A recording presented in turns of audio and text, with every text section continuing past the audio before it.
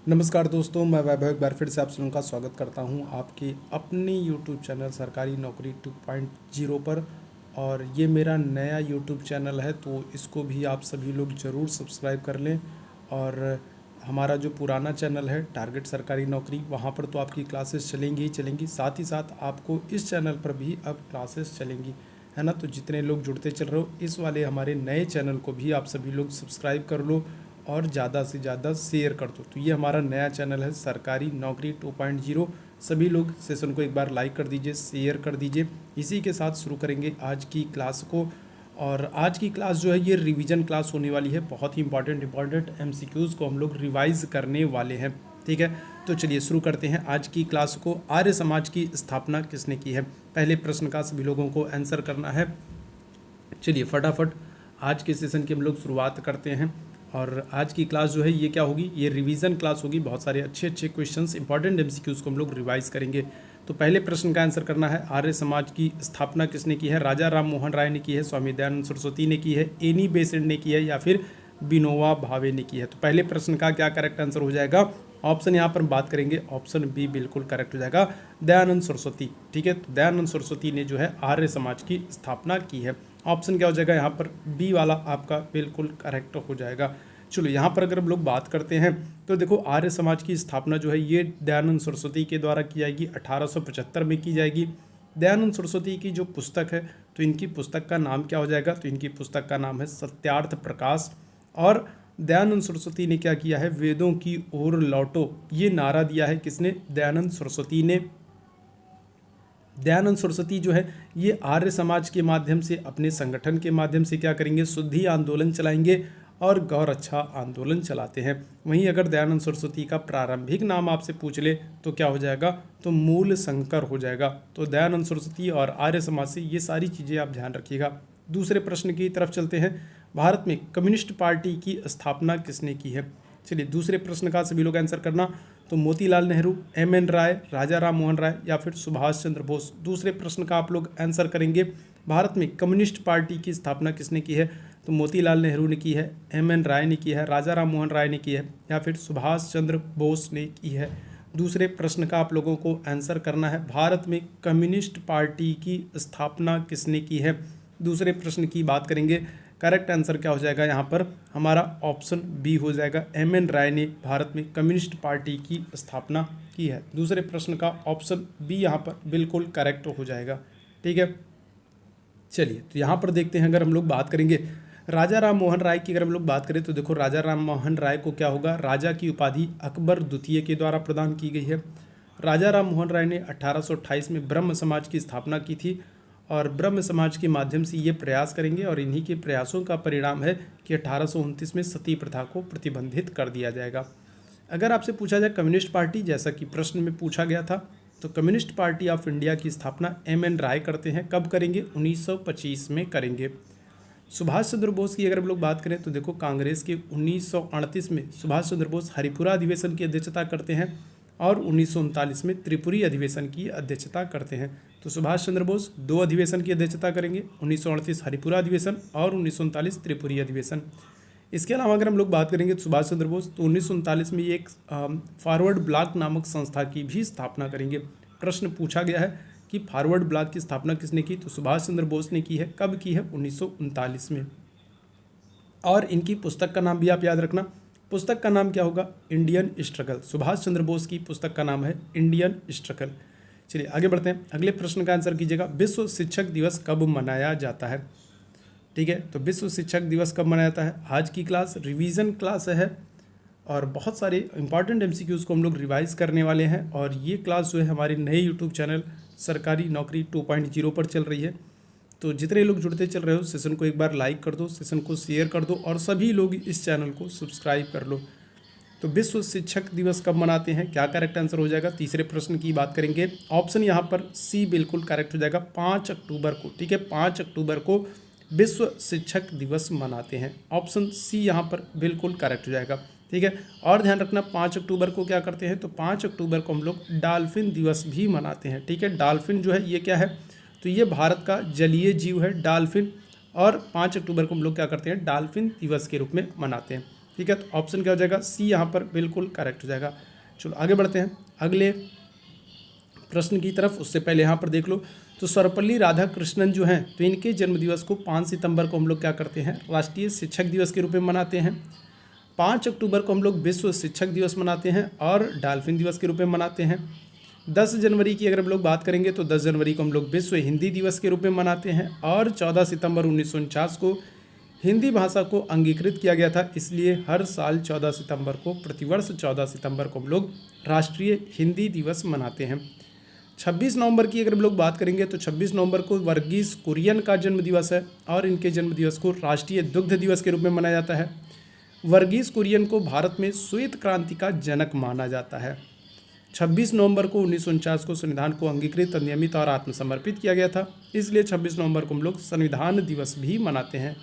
ठीक है, और ध्यान रखना 26 नवंबर को क्या करते हैं, तो पर्यावरण संरक्षण दिवस मनाते हैं। तो 26 नवंबर को राष्ट्रीय दुग्ध दिवस, संविधान दिवस और पर्यावरण संरक्षण दिवस, ये सारी चीज़ें 26 नवंबर को। चलो आगे बढ़ते हैं अगले प्रश्न की तरफ। भारत के किन 2 शहरों के बीच आकाशा एयरलाइन की पहली उड़ान का उद्घाटन किया गया? चौथे प्रश्न का आप लोगों को आंसर करना है। तो भारत के कौन से शहर हैं जिनके बीच में आकाशा एयरलाइन की पहली उड़ान का उद्घाटन किया गया? चेन्नई से मुंबई, अहमदाबाद से लखनऊ, दिल्ली से मुंबई या फिर मुंबई से अहमदाबाद। चौथे प्रश्न की बात करेंगे, करेक्ट आंसर क्या हो जाएगा, भारत के किन 2 शहरों के बीच में आकाशा एयरलाइन की पहली उड़ान का उद्घाटन किया गया है? चौथे प्रश्न का सभी लोग आंसर करते चलिएगा, क्या करेक्ट आंसर हो जाएगा। यहाँ पर अगर हम लोग बात करेंगे तो ऑप्शन डी हो जाएगा, मुंबई से अहमदाबाद के बीच में, ठीक है, आकाशा एयरलाइन की पहली उड़ान का उद्घाटन किया गया है। तो करेक्ट आंसर क्या हो जाएगा, हमारा ऑप्शन डी यहाँ पर बिल्कुल करेक्ट हो जाएगा। ठीक है, चलो आगे बढ़ते हैं अगले प्रश्न का आंसर करना, हिंडनबर्ग रेखा किन देशों के बीच में है? पांचवें प्रश्न का आप लोगों को आंसर करना, हिंडनबर्ग रेखा जो है ये किन देशों के बीच में है? जर्मनी और फ्रांस, अमेरिका और कनाडा, उत्तरी कोरिया और दक्षिणी कोरिया, जर्मनी और पोलैंड। पांचवें प्रश्न का सभी लोगों को आंसर करना है, हिंडनबर्ग रेखा जो है ये किन देशों के बीच में है? तो जर्मनी और फ्रांस, अमेरिका और कनाडा, उत्तर कोरिया और दक्षिण कोरिया, जर्मनी या पोलैंड। क्या करेक्ट आंसर हो जाएगा? पांचवें प्रश्न का सभी लोग आंसर करते चलिएगा। आज की क्लास रिवीजन क्लास है, बहुत सारे इंपॉर्टेंट एमसीक्यूज़ को हम लोग डिस्कस करेंगे आज के सेशन में। तो जितने लोग जुड़ते चल रहे हो सेशन को एक बार लाइक कर दो, सेशन को शेयर कर दो, ज़्यादा से ज़्यादा लोग जो है जुड़ जाओ आज के इस सेशन में। और करेक्ट आंसर हमारा क्या हो जाएगा, ऑप्शन डी हो जाएगा, जर्मनी और पोलैंड के बीच में हिंडनबर्ग रेखा है। ऑप्शन डी यहाँ पर बिल्कुल करेक्ट हो जाएगा। चलिए आगे बढ़ते हैं, छठवें प्रश्न का आंसर करना। उससे पहले देखो यहाँ पर कुछ चीज़ों को देख लो। 49 डिग्री समानांतर रेखा की अगर हम लोग बात करेंगे तो ये क्या होगी, तो ये अमेरिका और कनाडा के बीच में है 49 डिग्री समानांतर रेखा, और विश्व की सबसे लंबी स्थलीय सीमा रेखा है 49 डिग्री समानांतर रेखा। मैगीनॉट रेखा की बात करेंगे जर्मनी और फ्रांस के बीच में है, और अगर हम लोग 38 डिग्री समानांतर रेखा की बात करेंगे तो ये उत्तर कोरिया और दक्षिण कोरिया के बीच में है। ठीक है, चलो छठवें प्रश्न का आंसर करना, गोल्डन पेन ऑफ फ्रीडम पुरस्कार किससे संबंधित है? ठीक है, बताइएगा, छठवें प्रश्न का आंसर कीजिएगा। गोल्डन पेन ऑफ फ्रीडम पुरस्कार किससे संबंधित है? पत्रकारिता से, खेल से, साहित्य से या फिर पर्यावरण से? छठवें प्रश्न का आप लोगों को आंसर करना है, गोल्डन पेन ऑफ फ्रीडम पुरस्कार किससे संबंधित होगा, किस क्षेत्र में दिया जाएगा? तो देखो नाम पढ़ करके ही आपको अंदाजा लग गया होगा, ये जो है दिया जाता है किसमें, पत्रकारिता के क्षेत्र में। ऑप्शन क्या हो जाएगा, ऑप्शन ए, जितने लोग आंसर करोगे बिल्कुल करेक्ट हो जाओगे। ठीक है, गोल्डन पेन ऑफ फ्रीडम पुरस्कार पत्रकारिता के क्षेत्र में। और कौन कौन से पुरस्कार हैं, तो देखो पुलित्जर पुरस्कार जो है ये भी पत्रकारिता के क्षेत्र में दिया जाता है, और गौरी लंकेश पुरस्कार की अगर हम लोग बात करेंगे तो ये भी पुरस्कार आपको क्या होता है, पत्रकारिता के क्षेत्र में दिया जाता है। तो पुलित्जर पुरस्कार और गौरी लंकेश पुरस्कार दोनों पत्रकारिता के क्षेत्र में दिए जाते हैं। आगे बढ़ते हैं, सातवें प्रश्न का आंसर कीजिएगा। देखो यहाँ पर 4 कथन दिए गए हैं और आपको बताना है कौन सा गलत है। पहला कथन देखना, जी शंकर कुरूप ज्ञानपीठ पुरस्कार पाने वाले पहले व्यक्ति हैं। दूसरा अगर हम लोग बात करेंगे तो सुमित्रा नंदन पंत हिंदी के लिए ज्ञानपीठ पुरस्कार पाने वाले पहले व्यक्ति हैं। तीसरा है आशा पूर्णा देवी ज्ञानपीठ पुरस्कार पाने वाली पहली महिला विजेता हैं। और चौथा कथन है देविका रानी ज्ञानपीठ पुरस्कार पाने वाली पहली महिला विजेता हैं। कौन सा एक कथन गलत है? सातवें प्रश्न का आप लोगों को आंसर करना है। तो देखो जी शंकर कुरूप जो हैं, ये जो जी शंकर कुरूप हैं ये ज्ञानपीठ पुरस्कार पाने वाले पहले व्यक्ति हैं, ये बात बिल्कुल करेक्ट है। सुमित्रा नंदन पंत की बात करेंगे, हिंदी के लिए ज्ञानपीठ पुरस्कार पाने वाले पहले व्यक्ति हैं, ये भी बिल्कुल करेक्ट है। आशा पूर्णा देवी की बात करेंगे, ज्ञानपीठ पुरस्कार पाने वाली पहली महिला हैं, ये बात भी बिल्कुल करेक्ट है। देविका रानी अगर हम लोग बात करेंगे तो देखो ये ज्ञानपीठ पुरस्कार पाने वाली नहीं, बल्कि ये क्या होगा, तो ये दादा साहब फाल्के पुरस्कार पाने वाली पहली महिला है। तो ऑप्शन डी हमारा यही गलत हो जाएगा। ठीक है, यही हमारा आंसर होगा ऑप्शन डी। देविका रानी दादा साहब फाल्के पुरस्कार पाने वाली पहली महिला है। चलो आगे बढ़ते हैं अगले प्रश्न की तरफ। 8वें प्रश्न का सभी लोग आंसर करेंगे। उससे पहले देखो, देविका रानी जो है ये दादा साहब फाल्के पुरस्कार पाने वाली पहली महिला अभिनेत्री है। पहली है तो महत्वपूर्ण है, और आपके एग्जाम में पूछी गई है इसलिए भी महत्वपूर्ण है। ठीक है, और दादा साहब फाल्के पुरस्कार फिल्म जगत में दिया जाने वाला सर्वोच्च पुरस्कार है। ठीक है, भारत में अगर हम लोग बात करें तो भारतीय फिल्म इंडस्ट्री में सर्वोच्च पुरस्कार जो है वो आपका दादा साहब फाल्के पुरस्कार है। 8वें प्रश्न का आंसर करना, वीरता के क्षेत्र में परमवीर चक्र के बाद सर्वोच्च सम्मान कौन सा है? तो वीरता के क्षेत्र में अगर हम लोग बात करेंगे तो परमवीर चक्र के बाद सर्वोच्च सम्मान कौन सा है? अशोक चक्र, महावीर चक्र, कीर्ति चक्र या फिर शौर्य चक्र। 8वें प्रश्न का सभी लोगों को आंसर करना है। जितने लोग बाद में जुड़ रहे हो सभी लोग सेशन को एक बार लाइक कर दो और सेशन को शेयर कर दो। ठीक है, तो ये हम लोग का नया यूट्यूब चैनल है सरकारी नौकरी 2.0। तो टारगेट सरकारी नौकरी पर तो क्लासेस चलेंगी ही चलेंगी, साथ ही साथ क्या होगा तो सरकारी नौकरी 2.0 पर भी क्लासेस चलेंगी। तो इस वाले सेशन को भी, इस वाले चैनल को भी आप लोग लाइक कर लो, शेयर कर दो और सब्सक्राइब कर लो। 8वें प्रश्न का करेक्ट आंसर क्या हो जाएगा? ऑप्शन बी हो जाएगा, महावीर चक्र हो जाएगा। ऑप्शन क्या हो जाएगा? बी बिल्कुल करेक्ट हो जाएगा, महावीर चक्र। चलो आगे बढ़ते हैं। तो महावीर चक्र पाने वाले अगर बात करें पहले भारतीय कौन होंगे तो ये होंगे दीवान रंजीत राय, महावीर चक्र पाने वाले पहले भारतीय हैं। चलिए 9वें प्रश्न का आंसर कीजिएगा, भारत रत्न पाने वाले पहले भारतीय कौन है? भारत रत्न आपसे पूछा जा रहा है तो Mother Teresa, Rajiv Gandhi, Rabindranath Tagore, CV Raman, पहले भारतीय कौन है जिनको भारत रत्न प्रदान किया जाएगा? 9वें प्रश्न का आप लोगों को आंसर करना है। भारत रत्न की देखो शुरुआत कब होती है तो भारत रत्न की शुरुआत होगी 1954 से, और पहले भारतीय जो होंगे वो होंगे आपके सीवी रमन। ऑप्शन क्या हो जाएगा? डी यहाँ पर बिल्कुल करेक्ट हो जाएगा। सीवी रमन पहले भारतीय हैं जिनको नोबेल पुरस्कार भारत रत्न दिया जाएगा। भारत रत्न की शुरुआत कब होगी तो 1954 से होगी। ठीक है, तो देखो भारत रत्न भारत का सर्वोच्च नागरिक सम्मान है।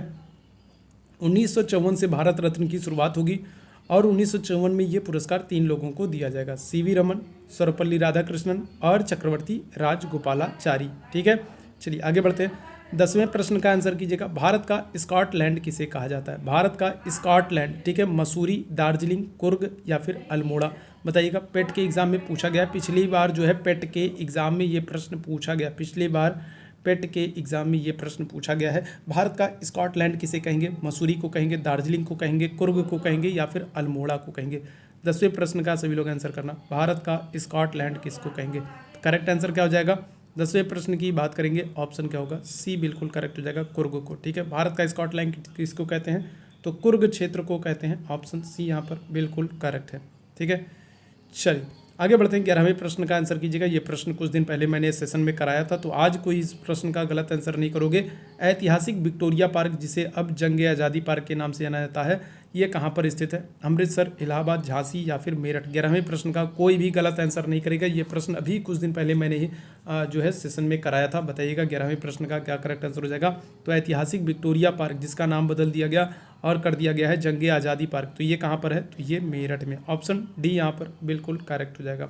ठीक है, चलिए तो देखो मेरठ में अगर हम लोग बात करेंगे तो अभी मेजर ध्यानचंद खेल विश्वविद्यालय का निर्माण किया गया है। मेरठ खेल के सम्मान के लिए प्रसिद्ध है और 10 मई 1857 को मेरठ की क्रांति की शुरुआत होती है। तो ये कुछ चीज़ें मेरठ से आप याद रखिएगा।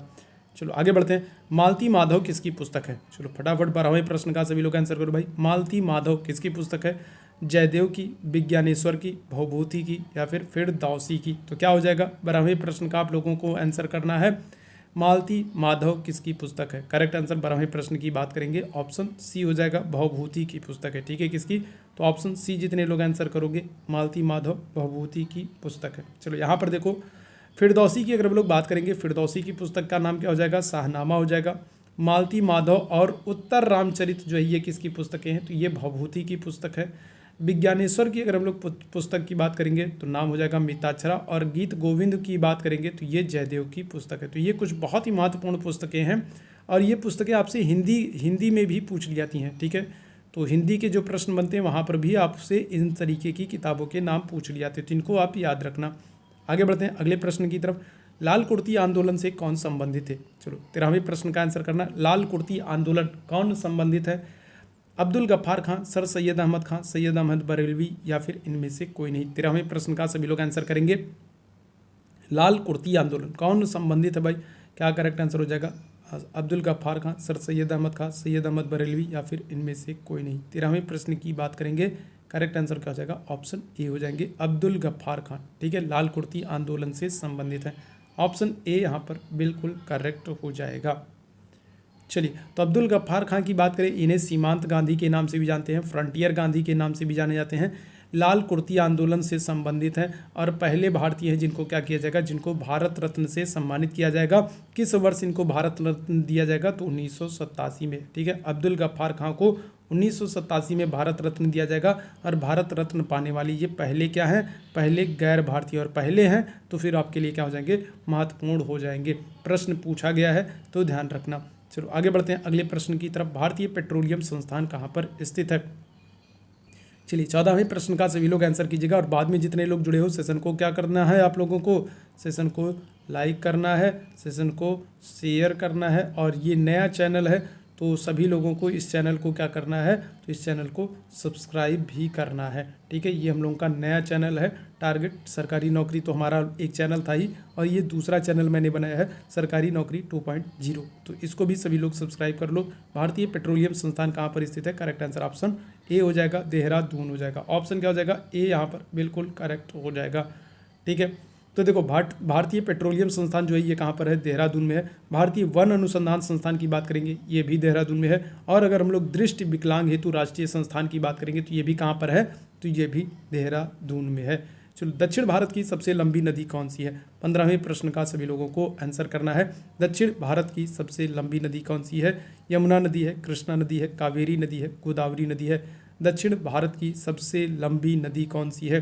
क्या करेक्ट आंसर होगा? 15वें प्रश्न की बात करेंगे, ऑप्शन डी हो जाएगा, गोदावरी नदी। और गोदावरी नदी को आपको पता है हम लोग क्या करते हैं? तो वृद्ध गंगा भी कहते हैं, और क्या करते हैं? और बूढ़ी गंगा भी कहते हैं। तो वृद्ध गंगा, बूढ़ी गंगा कहते हैं गोदावरी नदी को। दक्षिण भारत की ये सबसे लंबी नदी है। ऑप्शन डी यहाँ पर बिल्कुल करेक्ट हो जाएगा। चलो, तो देखो गोदावरी नदी की अगर हम लोग बात करेंगे तो महाराष्ट्र के नासिक में त्रयंबकम से निकलती है ये गोदावरी नदी। गोदावरी नदी के किनारे नासिक में महाकुंभ का आयोजन होता है। गोदावरी नदी को हम लोग वृद्ध गंगा, बूढ़ी गंगा भी कहते हैं। दक्षिण भारत की सबसे लंबी नदी है गोदावरी नदी। और गोदावरी नदी पर आपको 2 परियोजनाएं देखने को मिलती हैं, पोचम पाद परियोजना और जायकवाड़ी परियोजना। तो गोदावरी नदी से ये सारे प्रश्न आप याद रखना। चलो, 16वें प्रश्न का आंसर करना है, कोई विधेयक धन विधेयक है या नहीं, इसका फैसला कौन करता है? 16वें प्रश्न का आप लोगों को आंसर करना है, कोई विधेयक धन विधेयक है या नहीं, इसका फैसला कौन करेगा? तो राष्ट्रपति करेंगे, संघीय मंत्रिपरिषद करेगी, लोकसभा अध्यक्ष करेंगे या फिर प्रधानमंत्री करेंगे। 16वें प्रश्न का आप लोगों को आंसर करना है। क्या करेक्ट आंसर हो जाएगा? देखो, अब पेट के पेपर में बहुत ज़्यादा दिन नहीं रह गए हैं, मुश्किल से 1 महीना है, और 1 महीने में आप लोगों को बहुत बेहतर से बेहतर करना है। ठीक है, तो क्या हो जाएगा? 16वें प्रश्न की बात करेंगे, करेक्ट आंसर हमारा ऑप्शन सी हो जाएगा। लोकसभा अध्यक्ष जो होता है ये क्या करता है? यही फैसला करता है कि कोई विधेयक धन विधेयक है या नहीं है। ठीक है, चलो आगे बढ़ते हैं। तो यहाँ पर देखो, अगर धन विधेयक की बात करेंगे तो उल्लेख किया गया है कहाँ पर? अनुच्छेद 110 में धन विधेयक का उल्लेख किया गया है। और कोई विधेयक धन विधेयक है नहीं, इसका फैसला कौन करेगा? लोकसभा अध्यक्ष करेगा। धन विधेयक एक ऐसा विधेयक है जिसको प्रस्तुत करने से पहले राष्ट्रपति की अनुमति लेना आवश्यक होता है। राष्ट्रपति की अनुमति से ही लोकसभा में धन विधेयक को प्रस्तुत किया जाता है। आगे अगर हम लोग बात करें धन विधेयक, तो एक ऐसा विधेयक है धन विधेयक जिसे राज्यसभा सिर्फ 14 दिन रोक करके रख सकती है, और इसे राज्यसभा अस्वीकार नहीं कर सकती है। ठीक है, ध्यान रखना। ठीक है, अस्वीकार नहीं कर सकती है, सिर्फ क्या कर सकती है? 14 दिन रोक कर रख सकती है। तो धन विधेयक के संदर्भ में ये सारी बातें आप याद रखिएगा। आगे बढ़ते हैं, मूल अधिकारों को लागू कराने का अधिकार किसको दिया गया? 17वें प्रश्न का आंसर करना, मूल अधिकारों को लागू कराने का अधिकार। तो न्यायालय को, विधानमंडल को, राष्ट्रपति को या फिर संसद को मूल अधिकारों को लागू कराने का अधिकार किसको दिया गया है? ठीक है, 17वें प्रश्न का आप लोगों को आंसर करना है, मूल अधिकारों को लागू कराने का अधिकार किसको दिया गया है? न्यायालय को, विधानमंडल को, राष्ट्रपति को या फिर संसद को। 17वें प्रश्न की बात करेंगे तो मूल अधिकारों को लागू कराने का जो अधिकार है ये दिया गया है किसको? तो ये दिया गया है न्यायालय को। ऑप्शन क्या हो जाएगा? ऑप्शन ए यहाँ पर बिल्कुल करेक्ट हो जाएगा। ठीक है, चलिए बहुत अच्छे, आगे बढ़ते हैं अगले प्रश्न की तरफ। अगले प्रश्न का आप लोगों को आंसर करना है। तो उससे पहले यहाँ पर देखो, मूल अधिकारों की बात करेंगे तो मूल अधिकारों का उल्लेख कहाँ पर किया गया? भाग 3 में किया गया है। मूल अधिकार कहाँ से लिए गए हैं? अमेरिका से लिए गए हैं। वर्तमान में हमको कितने मूल अधिकार प्राप्त हैं? तो 6 मूल अधिकार प्राप्त हैं। मूल अधिकारों के संदर्भ में कानून बनाने की बात करें कि कौन कानून बना सकता है, तो संसद कानून बना सकती है।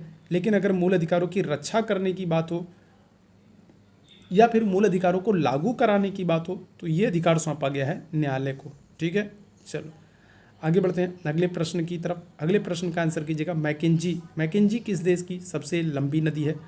पहले प्रश्न का फिर से एक बार आंसर कीजिएगा। चलिए जल्दी से बताइएगा, मैकेंजी किस देश की सबसे लंबी नदी है? अमेरिका, कनाडा, रूस या फिर अफ्रीका? चलो जल्दी से बताओ भाई क्या हो जाएगा, करेक्ट आंसर क्या हो जाएगा? तो मैकेंजी नदी जो है ये कनाडा की, ठीक है, कहाँ की? तो कनाडा की सबसे लंबी नदी है। ऑप्शन क्या हो जाएगा? ऑप्शन बी यहाँ पर बिल्कुल करेक्ट हो जाएगा। मैकेंजी जो है ये कहाँ की? तो ये कनाडा की सबसे लंबी नदी है। ऑप्शन बी यहाँ पर बिल्कुल करेक्ट है। चलो तो देखो कनाडा की राजधानी की अगर हम लोग बात करेंगे तो कनाडा की राजधानी है ओटावा। कनाडा की सबसे लंबी नदी कौन सी है? मैकेंजी नदी है। कनाडा में प्रेयरी शीतोष्ण घास के मैदान पाए जाते हैं।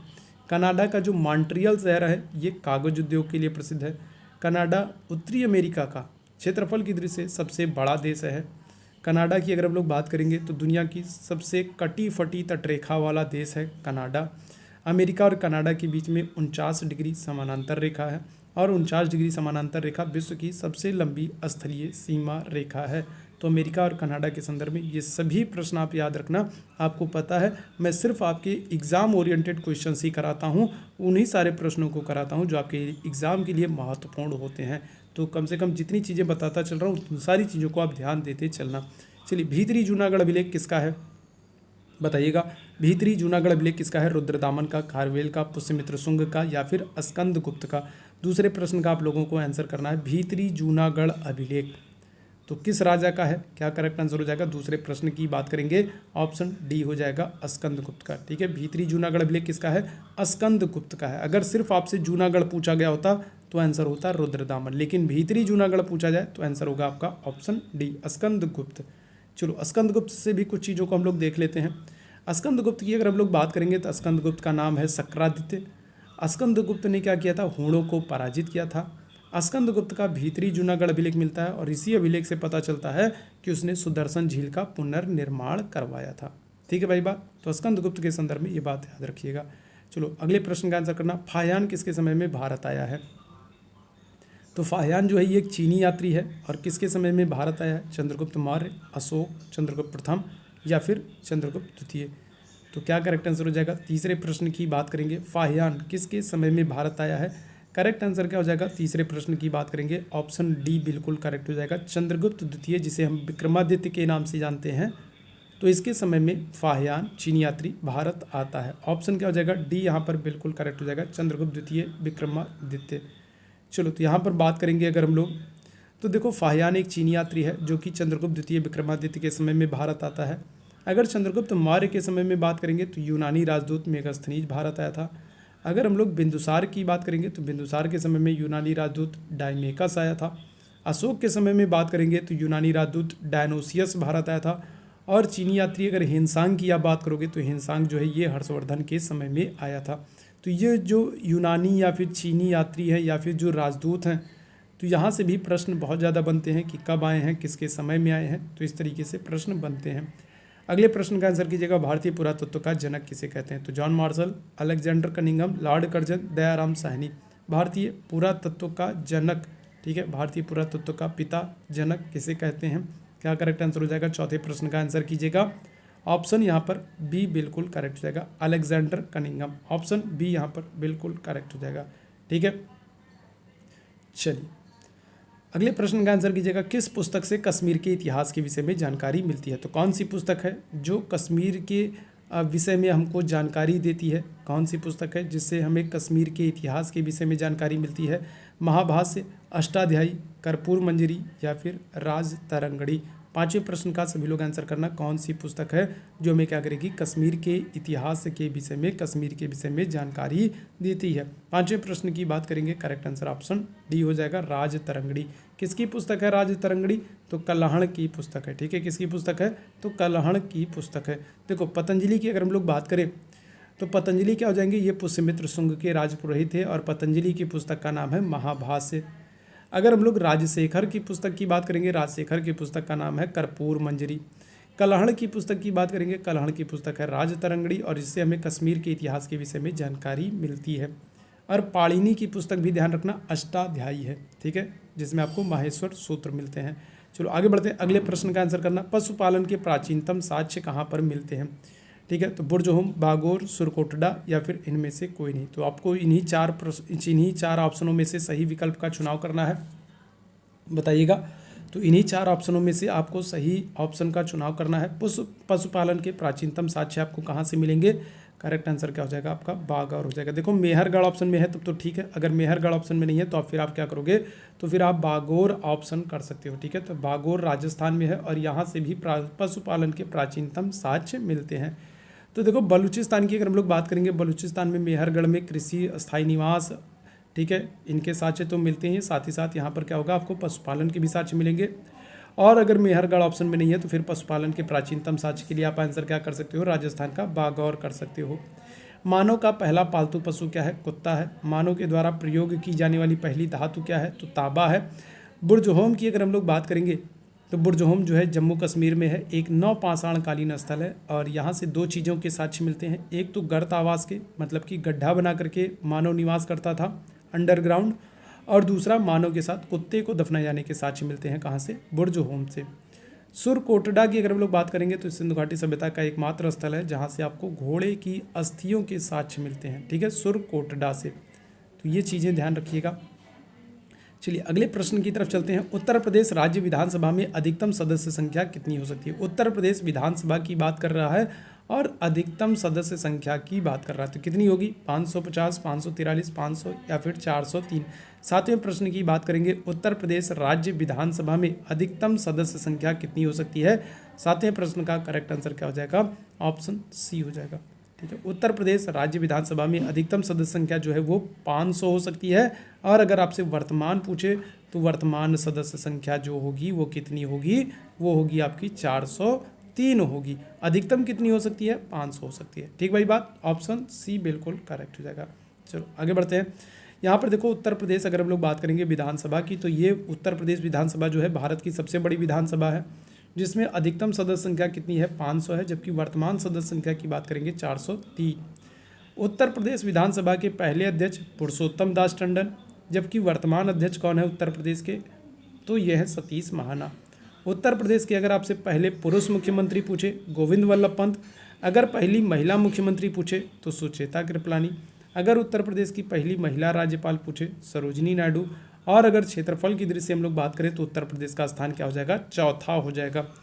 उत्तर प्रदेश स्थापना कब हुई है? 24 जनवरी 1950 को हुई है, इसीलिए 24 जनवरी को हम लोग उत्तर प्रदेश स्थापना दिवस मनाते हैं। तो पेट का पेपर आप लोग देने वाले हो तो उत्तर प्रदेश से प्रश्न बनेंगे, है ना। तो उत्तर प्रदेश के विषय में महत्वपूर्ण जानकारियों को याद रखना। उत्तर प्रदेश के किस जिले से गंगा नदी प्रवेश करती है? सहारनपुर, कन्नौज, रामपुर, बिजनौर। क्या करेक्ट आंसर हो जाएगा? चलो जल्दी से बताना भाई। तो उत्तर प्रदेश के किस जिले से गंगा नदी प्रवेश करती है? ठीक है, उत्तर प्रदेश का कौन सा जिला है जहाँ से गंगा नदी उत्तर प्रदेश में प्रवेश करेगी? करेक्ट आंसर क्या हो जाएगा? आठवें प्रश्न का आप लोग आंसर कीजिएगा, ऑप्शन डी हो जाएगा, बिजनौर। ठीक है, उत्तर प्रदेश के बिजनौर जिले से गंगा नदी उत्तर प्रदेश में क्या करती है? प्रवेश करती है। ऑप्शन डी जितने लोग आंसर कर रहे हो बिल्कुल बहुत अच्छे करेक्ट आंसर हो जाओगे। तो गंगा नदी की अगर हम लोग बात करेंगे, देखो भारत की सबसे लंबी नदी है, यह उत्तराखंड, उत्तर प्रदेश, बिहार, झारखंड, पश्चिम बंगाल 5 राज्यों से होकर के बहती है। गंगा नदी की अगर सर्वाधिक लंबाई की बात करेंगे तो सबसे ज़्यादा जो लंबाई है उत्तर प्रदेश में है और सबसे कम लंबाई जो है वो कहाँ पर है? झारखंड में है। गंगा नदी की अगर हम लोग बात करेंगे तो उत्तर प्रदेश के बिजनौर जिले से ये उत्तर प्रदेश में प्रवेश करती है। गंगा नदी उत्तराखंड में हरिद्वार में जो है मैदानी इलाकों में प्रवेश करती है। पहाड़ों को छोड़ करके हरिद्वार में क्या करेगी? मैदानी इलाकों में गंगा नदी प्रवेश करती है। और हरिद्वार और प्रयागराज ये दोनों ही स्थानों पर गंगा नदी के किनारे महाकुंभ लगता है। ठीक है, तो ये ध्यान रखिएगा। सहारनपुर की अगर हम लोग बात करेंगे, उत्तर प्रदेश का सबसे उत्तरतम जिला है, सफ़ेदा और चौसा आम के लिए प्रसिद्ध है। रामपुर की बात करेंगे, भारत का पहला अमृत सरोवर रामपुर में खुला है और रामपुर चाकू के लिए प्रसिद्ध है, रामपुरिया चाकू, तो चाकू के लिए प्रसिद्ध है रामपुर। कन्नौज में अगर हम लोग बात करेंगे तो गंगा नदी में आकर के राम गंगा नदी मिलती है और कन्नौज जो है ये इत्र के लिए प्रसिद्ध है। चलिए आगे बढ़ते हैं। कौन सा एक स्थल अवरुद्ध देश है? नए प्रश्न का आप लोगों को आंसर करना है। कौन सा एक स्थल अवरुद्ध देश है? Cambodia, Vietnam, Laos, Malaysia. क्या करेक्ट आंसर हो जाएगा? नए प्रश्न का आंसर कीजिएगा, तो दक्षिण पूर्व एशिया के कौन से देश हैं, कौन सा देश है जो स्थल अवरुद्ध देश है। 9वें प्रश्न की बात करेंगे, करेक्ट आंसर क्या हो जाएगा, ऑप्शन आपका सी हो जाएगा, लाओस। ठीक है, तो लाओस की राजधानी है वियंतियन और ये एक क्या है, स्थल अवरुद्ध देश है। ऑप्शन सी यहाँ पर बिल्कुल करेक्ट हो जाएगा। ठीक है, चलो तो देखो कंबोडिया की अगर हम लोग बात करेंगे, कंबोडिया की राजधानी है नामपेन और यहाँ पर प्राचीन विष्णु अंकोरवाट मंदिर है। वियतनाम की बात करेंगे, वियतनाम की राजधानी हनोई है। लाओस दक्षिण पूर्व एशिया का एकमात्र स्थल अवरुद्ध देश है और लाओस की राजधानी क्या हो जाएगी, वियंतियन हो जाएगी। मलेशिया की राजधानी बात करेंगे तो क्या हो जाएगी, कुआलालंपुर है। तो ये कुछ महत्वपूर्ण देश हैं और उनकी राजधानियाँ याद रखिएगा। देश, राजधानी, मुद्रा आदि से संबंधित प्रश्न भी बन जाते हैं। 10वें प्रश्न का आंसर कीजिएगा, सरदार सरोवर परियोजना में कौन सा राज्य लाभान्वित नहीं होता है। तो सरदार सरोवर परियोजना, एक बात तो ये बन जाती है कि जो परियोजना है ये किस नदी पर है, तो ये हो जाएगी आपकी नर्मदा नदी पर। ठीक है, सरदार सरोवर परियोजना नर्मदा नदी पर है। और कौन सा राज्य लाभान्वित नहीं होता है ये आपको बताना है, महाराष्ट्र, उत्तर प्रदेश, गुजरात या फिर मध्य प्रदेश। क्या करेक्ट आंसर हो जाएगा। 10वें प्रश्न की बात करेंगे, करेक्ट आंसर हमारा होगा ऑप्शन डी, उत्तर प्रदेश जो है ये सरदार सरोवर परियोजना से लाभान्वित नहीं होता है। सरदार सरोवर परियोजना नर्मदा नदी पर है। ऑप्शन डी यहाँ पर बिल्कुल करेक्ट हो जाएगा। ठीक है, तो देखो नर्मदा नदी पर सरदार सरोवर परियोजना और मध्य प्रदेश, गुजरात, महाराष्ट्र, राजस्थान ये चार के चारों राज्य इस परियोजना से लाभान्वित होते हैं, उत्तर प्रदेश नहीं होता है। 11वें प्रश्न का आंसर करना, जमशेदपुर किस नदी के किनारे है। देखो महत्वपूर्ण प्रश्न है जमशेदपुर। तो जमशेदपुर की अगर हम लोग बात करेंगे तो देखो इसको टाटा नगरी के नाम से भी जानते हैं। ठीक है, टाटा नगरी के नाम से जानते हैं। जमशेदपुर को स्टील नगरी के नाम से भी जानते हैं। और किस नदी के किनारे है, करेक्ट आंसर क्या हो जाएगा 11वें प्रश्न का, ऑप्शन सी हो जाएगा, स्वर्ण रेखा नदी के किनारे है जमशेदपुर। ठीक है, तो टाटा नगरी और स्टील नगरी के नाम से जानते हैं जमशेदपुर को। तो देखो दामोदर नदी की अगर हम लोग बात करेंगे तो दामोदर नदी पर स्वतंत्र भारत की पहली बहुउद्देशीय परियोजना का निर्माण किया गया है। दामोदर नदी को हम लोग पश्चिम बंगाल का शोक कहते हैं। आर्सेनिक जल प्रदूषण के कारण दामोदर नदी को जैविक मरुस्थल की संज्ञा दी जाती है और दामोदर नदी जो है ये हुगली की सहायक नदी है। ठीक है, और हुगली को विश्व की सबसे विश्वासघाती नदी कहा जाता है। हुगली नदी के किनारे कोलकाता शहर बसा है। सोन नदी की अगर हम लोग बात करेंगे तो सोन नदी जो है ये क्या हो जाएगा, ये गंगा की सहायक नदी है और सोन और गंगा के तट पर जो है पाटलिपुत्र शहर की स्थापना हुई है। ठीक है, चलो अगले प्रश्न का आंसर करना, भारत के पहले लोकसभा अध्यक्ष कौन है। अब देखो यहाँ पर पहला पूछा जा रहा है आपसे, भारत के पहले लोकसभा अध्यक्ष कौन है। गणेश वासुदेव मावलंकर, नरहरि दास, केसी नियोगी, पुरुषोत्तम दास टंडन। भारत के पहले लोकसभा अध्यक्ष, पहले हैं तो महत्वपूर्ण हो जाएंगे भाई, ध्यान रखना, जो पहली चीज़ जो पहली बार कोई काम होता है तो वो हमेशा महत्वपूर्ण होता है। तो भारत के पहले लोकसभा अध्यक्ष कौन होंगे, 12वें प्रश्न का आप लोगों को आंसर करना है और करेक्ट आंसर हमारे हो जाएंगे कौन, गणेश वासुदेव मावलंकर। जितने लोग ऑप्शन ए आंसर करोगे बिल्कुल करेक्ट हो जाओगे। ठीक है, गणेश वासुदेव मावलंकर। चलो तो देखो भारत के पहले लोकसभा अध्यक्ष गणेश वासुदेव मावलंकर हैं। अगर आपसे पूछ ले लोकसभा की पहली महिला अध्यक्ष मीरा कुमार, लोकसभा के वर्तमान अध्यक्ष ओम बिरला, अगर प्रथम वित्त आयोग के अध्यक्ष पूछे केसी नियोगी, भारत के पहले नियंत्रक एवं महालेखा परीक्षक पूछ ले नरहरि राव, और वर्तमान अगर नियंत्रक एवं महालेखा परीक्षक की बात करेंगे तो गिरीश चंद्र मुर्मू है। तो ये अभी बदल गए हैं शायद। ठीक है, तो इनको एक बार आप लोग चेक कर लेना, वर्तमान में शायद नियंत्रक एवं महालेखा परीक्षक जो हैं ये बदल गए हैं। ठीक है, तो ये ध्यान रखना, थोड़ा सा अपडेट हो गया है। चलो आगे बढ़ते हैं। राजीव गांधी खेल रत्न पुरस्कार की शुरुआत किस वर्ष से हुई है, बताइएगा। राजीव गांधी खेल रत्न पुरस्कार नाम बदल दिया गया है, इनका नाम बदल करके क्या कर दिया गया है राजीव गांधी खेल रत्न पुरस्कार का, तो ये कर दिया गया है मेजर ध्यानचंद कर दिया गया। ठीक है, क्या कर दिया गया, तो मेजर ध्यानचंद खेल रत्न पुरस्कार कर दिया गया है और ये खेल के क्षेत्र में दिया जाने वाला सबसे बड़ा पुरस्कार है। ठीक है, राजीव गांधी खेल रत्न पुरस्कार की बात करेंगे, नाम बदल दिया गया, मेजर ध्यानचंद कर दिया गया, खेल के क्षेत्र में दिया जाने वाला ये सबसे बड़ा पुरस्कार है। शुरुआत कब से होगी, ऑप्शन सी बिल्कुल करेक्ट हो जाएगा, 1992 से हुई है। ठीक है, कब से, तो 1992, ऑप्शन सी यहाँ पर बिल्कुल करेक्ट हो जाएगा। तो देखो राजीव गांधी खेल रत्न पुरस्कारों की शुरुआत हुई है 1992 से, और पहले जो खिलाड़ी है जिनको राजीव गांधी खेल रत्न पुरस्कार दिया जाएगा वो है विश्वनाथन आनंद, जो कि क्या है, जो कि एक चेस प्लेयर है, शतरंज खिलाड़ी है, और खेल के क्षेत्र में दिया जाने वाला यह पुरस्कार सर्वोच्च पुरस्कार है, सबसे बड़ा पुरस्कार है, और अभी इसका नाम बदल करके क्या कर दिया गया है, मेजर ध्यानचंद खेल रत्न पुरस्कार कर दिया गया है। चलो आगे बढ़ते हैं। उदारीकरण, निजीकरण और वैश्वीकरण नीति के दौरान भारत के प्रधानमंत्री कौन थे। तो देखो ये जो उदारीकरण आपका लिबरलाइजेशन, निजीकरण, प्राइवेटाइजेशन और वैश्वीकरण, ग्लोबलाइजेशन। तो ये जो LPG है, उदारीकरण, निजीकरण और वैश्वीकरण, ये भारत में 1990 से 92 के दौरान लागू होती है। ठीक है, इसे नई आर्थिक नीति का समय कहा जाता है। और इस दौरान भारत के प्रधानमंत्री कौन थे? तो करेक्ट आंसर हो जाएंगे हमारे ऑप्शन बी, नरसिम्हा राव हो जाएंगे। ऑप्शन क्या हो जाएगा? ऑप्शन बी बिल्कुल करेक्ट हो जाएगा, नरसिम्हा राव। चलो आगे बढ़ते हैं। यहाँ पर देखो, उदारीकरण, निजीकरण, वैश्वीकरण 90 से 92 के दौरान भारत में लागू हुआ था। चलिए अगले प्रश्न का आंसर कीजिएगा, 15वें प्रश्न का। मुस्लिम लीग ने प्रत्यक्ष कार्रवाई दिवस कब मनाया है? ठीक है, तो मुस्लिम लीग ने प्रत्यक्ष कार्रवाई दिवस कब मनाया? तो क्या करेक्ट आंसर हो जाएगा भाई? तो यहाँ पर ऑप्शन सी बिल्कुल करेक्ट होगा। 16 अगस्त 1946 को मुस्लिम लीग ने प्रत्यक्ष कार्रवाई दिवस मनाया था। ऑप्शन सी, जितने लोग आंसर करोगे बिल्कुल करेक्ट हो जाओगे। ठीक है, चलिए आगे बढ़ते हैं। 16वें प्रश्न का आंसर कीजिएगा। मुस्लिम लीग का पहला अधिवेशन कहाँ हुआ? देखो, मुस्लिम लीग की अगर हम लोग बात करें तो मुस्लिम लीग की स्थापना हुई थी 1906 में। कहाँ पर हुई थी? तो 1906 में स्थापना होगी ढाका में। और जो पहला अधिवेशन होगा ये कहाँ पर होगा? मुस्लिम लीग का पहला अधिवेशन होगा 1907 में। और कहाँ पर होगा? तो कराची में होगा। ऑप्शन क्या होगा? बी बिल्कुल करेक्ट हो जाएगा। मुस्लिम लीग का पहला अधिवेशन 1907 में कराची में हुआ था। ऑप्शन बी बिल्कुल करेक्ट है। तो देखो, मुस्लिम लीग का पहला अधिवेशन 1907 में कराची में होगा। स्थापना की अगर हम लोग बात करेंगे तो 1906 में होगी। और कौन कौन करेंगे? तो सलीम उल्लाह खां हैं और आगा खां, तो ये दोनों लोग मिलकर के मुस्लिम लीग की स्थापना करेंगे। कहाँ पर करेंगे? तो ढाका में। मुस्लिम लीग का लाहौर अधिवेशन 1940 बहुत महत्वपूर्ण है, क्योंकि इसी अधिवेशन में पहली बार पाकिस्तान की मांग की जाएगी। और 1943 का मुस्लिम लीग का अधिवेशन भी महत्वपूर्ण है, कराची अधिवेशन, क्योंकि इसमें बांटो और छोड़ो का नारा दिया जाएगा। तो 1940 का लाहौर अधिवेशन और 1943 का कराची अधिवेशन याद रखिएगा आप लोग। ठीक है, चलो आगे बढ़ते हैं। 17वें प्रश्न का, गुनाहों का देवता किसकी रचना है? 17वें प्रश्न का आंसर कीजिएगा। जयशंकर प्रसाद, मुंशी प्रेमचंद, धर्मवीर भारती या फिर सरदार पूर्ण सिंह। गुनाहों का देवता, तो ये बहुत ही महत्वपूर्ण, बहुत ही अच्छी पुस्तक है कि अगर आप लोगों ने नहीं पढ़ा है तो इसको आप लोगों को जरूर पढ़ना चाहिए। गुनाहों का देवता किसकी रचना हो जाएगी? तो ऑप्शन सी बिल्कुल करेक्ट हो जाएगा, धर्मवीर भारती। ठीक है, ऑप्शन सी बिल्कुल करेक्ट हो जाएगा, धर्मवीर भारती की रचना है गुनाहों का देवता। चलो आगे बढ़ते हैं। 18वें प्रश्न का आंसर कीजिएगा। किस एक्ट से भारत सचिव की नियुक्ति की गई है? तो कौन सा एक्ट है जिसके द्वारा भारत में भारत सचिव की नियुक्ति की जाएगी? 1853, 1858, 1861 या फिर 1919?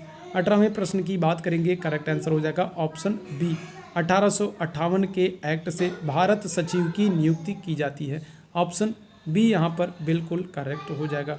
ठीक है, 1857 की क्रांति के बाद 1858 का एक्ट आएगा और इसके द्वारा भारत सचिव की नियुक्ति की जाती है। 1853 के एक्ट से अगर हम लोग बात करेंगे तो देखो, दो काम होंगे, सिविल परीक्षाओं की शुरुआत होगी और दूसरा विधान परिषद की स्थापना होगी।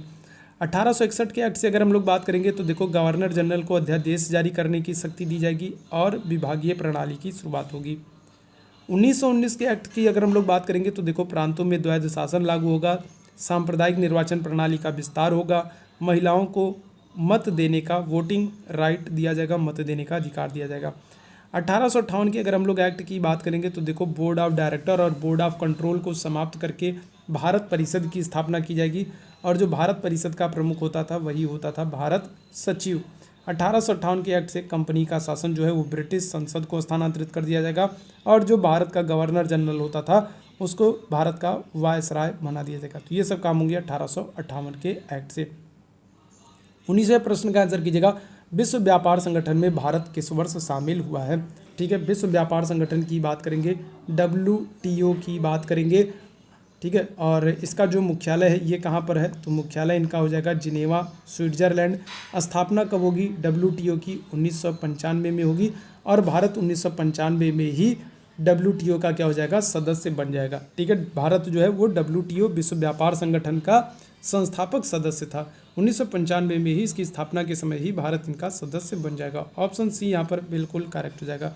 ठीक है, तो विश्व व्यापार संगठन स्थापना 1995 में होगी, भारत इनके संस्थापक सदस्यों में से एक है।